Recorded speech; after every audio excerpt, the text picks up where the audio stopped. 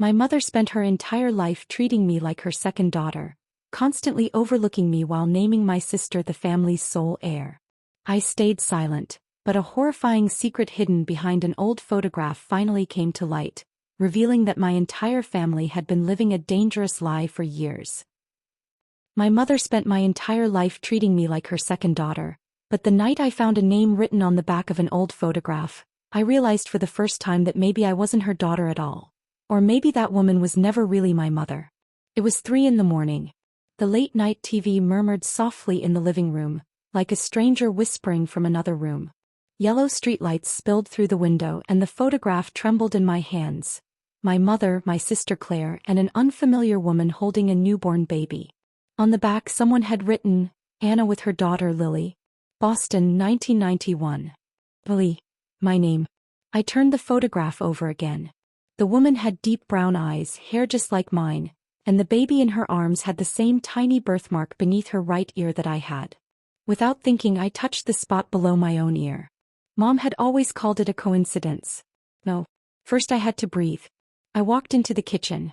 The refrigerator light became my only companion in the darkness. I reached for a bottle of water but my hand slipped while opening it. An Ambien pill sat on the counter. My doctor had told me to take it whenever I couldn't sleep. But sleeping that night felt almost criminal.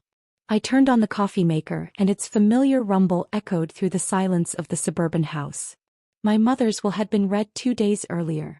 A lawyer in Seattle calmly announced that the family home in Portland, the investment accounts and my grandmother's jewelry had all been left to Claire. I received only $5,000 and a sealed envelope with a short note inside. You've always been strong, Lily. That was it. Claire lowered her eyes but she wasn't surprised. She never was. She had always known she was the family's only heir. When Mom took us to Target for school clothes, Claire got brand new dresses while I got sweaters from the clearance rack. Claire received a piano for Christmas, I got used books. Her graduation was celebrated with a dinner at an expensive Boston restaurant. Mine earned a Starbucks coffee and a simple, good job. I never asked why. Maybe asking for love felt more humiliating than living without it. But that photograph, Anna's name, and the date matching my birth. I went back into the attic. An old cedar chest sat open.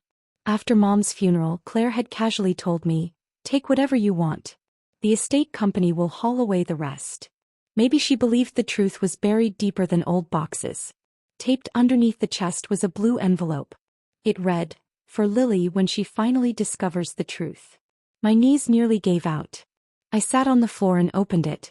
Inside was a hospital bracelet, a newspaper clipping and several handwritten pages. The bracelet read, Baby Girl Heart. Mother, Anna Hart. The newspaper clipping was dated 1993. Young woman killed in suspicious house fire outside Boston. The photo beside the headline showed the same woman holding me in the picture.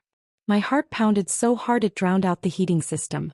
The TV laughed in the background as another sitcom ended. The coffee maker clicked one final time. Then I unfolded the letter. Lily, I did not give birth to you. Anna was my younger sister. She married a man whose anger frightened everyone around him. The fire was not an accident. Hours before she died, Anna called me and begged me to save her daughter. I took you and left. Your father searched for us, so we fled Boston for Seattle. I never changed your name, but I changed your identity. I stopped reading. A memory flashed through my mind. I was about 7 years old. Mom had practically dragged me out of a roadside diner while a tall man stared at me through the window. That night we stayed in a motel and within a week we had moved to a different neighborhood. He told me he was just a dangerous stranger. He wasn't. I kept reading. I made Claire the heir because everything had to stay legally protected under her name. I feared your father's family would come after the estate if they discovered who you really were. But the real inheritance is held in a trust. You are its true beneficiary.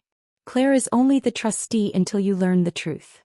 The papers almost slipped from my hands. Even the will had been part of the disguise. At that moment the attic door creaked open.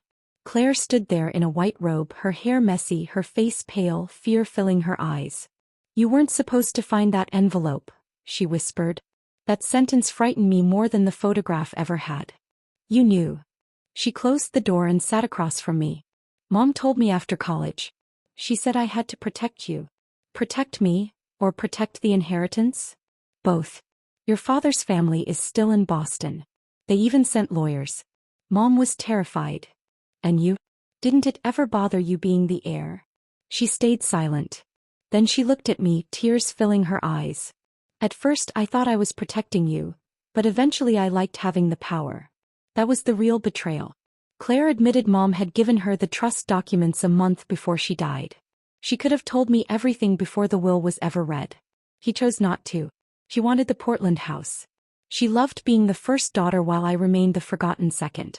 I could have screamed. I could have slapped her. Police reports, lawsuits, lawyers. Every form of revenge crossed my mind. But for the first time in my life I didn't feel weak. The truth hadn't broken me. It had finally straightened my spine. I took the remaining documents from Claire and quietly said, "Tomorrow morning we're meeting with the attorney. Whether you remain trustee is up to the law.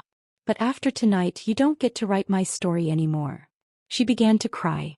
Normally I would have comforted her, hiding my own pain to ease hers. Not this time. I returned to the kitchen. My coffee had gone cold. The old sitcom had ended. Outside, Seattle's dark sky slowly faded into blue.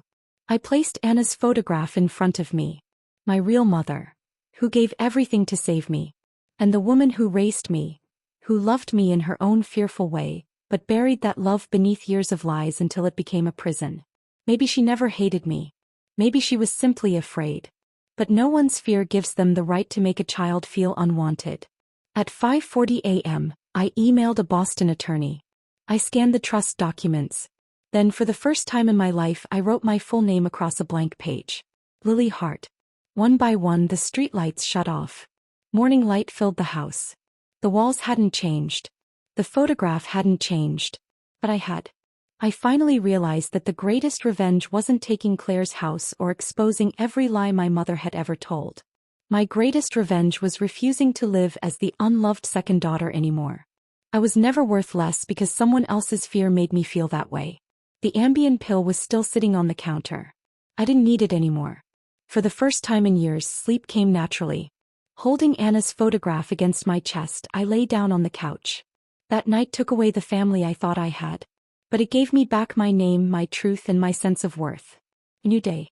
A new me. If this story kept you watching until the end, please take a moment to like this video and subscribe to the channel for more powerful, emotional stories with unforgettable twists. Your support means so much and helps us keep creating content you'll love. Thank you for watching, and we'll see you in the next story.